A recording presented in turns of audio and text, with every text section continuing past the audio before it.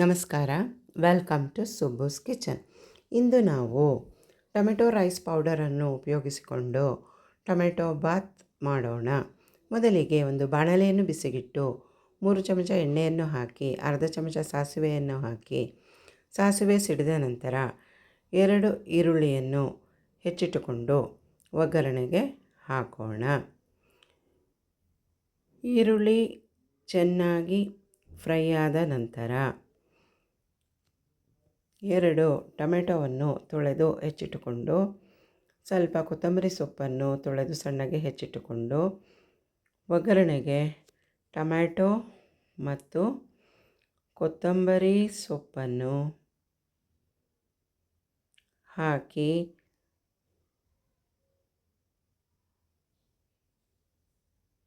ಚೆನ್ನಾಗಿ ಫ್ರೈ ಮಾಡೋಣ.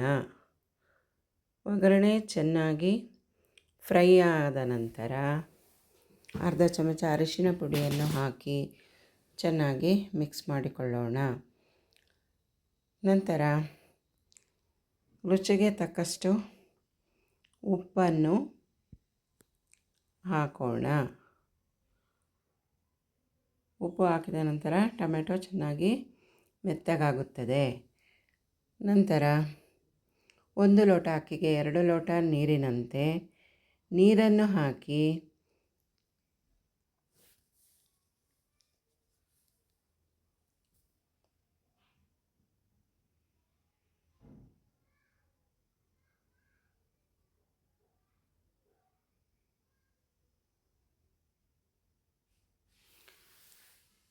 ಕುದಿಸಿಕೊಳ್ಳೋಣ.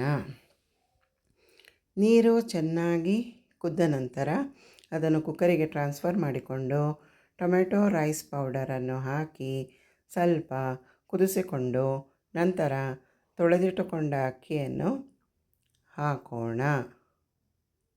ಹಾಕಿ ಚೆನ್ನಾಗಿ ಮಿಕ್ಸ್ ಮಾಡಿಕೊಂಡು ಕುಕ್ಕರ್ ಮುಚ್ಚಳ ಮುಚ್ಚಿ 2 ವಿಷಲ್ ಕೂಗಿಸಿಕೊಂಡರೆ ಟೊಮೆಟೊ ಬಾತ್ ಸವಿಯಲು ರೆಡಿಯಾಗುತ್ತದೆ. ಅದಕ್ಕೆ ಕಡೆಯಲ್ಲಿ ಒಂದು ಬಾಣಲೆಯನ್ನು ಬಿಸಿಗಿಟ್ಟು ಅರ್ಧ ಚಮಚ ತುಪ್ಪವನ್ನು ಹಾಕಿ ಸ್ವಲ್ಪ ಗೋಡಂಬಿ ಪೀಸ್ಗಳನ್ನು ಹಾಕಿ ಚೆನ್ನಾಗಿ ಫ್ರೈ ಮಾಡಿಕೊಂಡು ರೆಡಿಯಾಗಿರುವ ಟೊಮೆಟೊ ಬಾತಿಗೆ ಹಾಕಿಕೊಂಡರೆ ರುಚಿಕರವಾದ ಟೊಮ್ಯಾಟೊ ಬಾತ್ ಸವಿಯಲು ರೆಡಿಯಾಗುತ್ತದೆ. Please do share, like and subscribe. Thank you for watching. ಧನ್ಯವಾದಗಳು.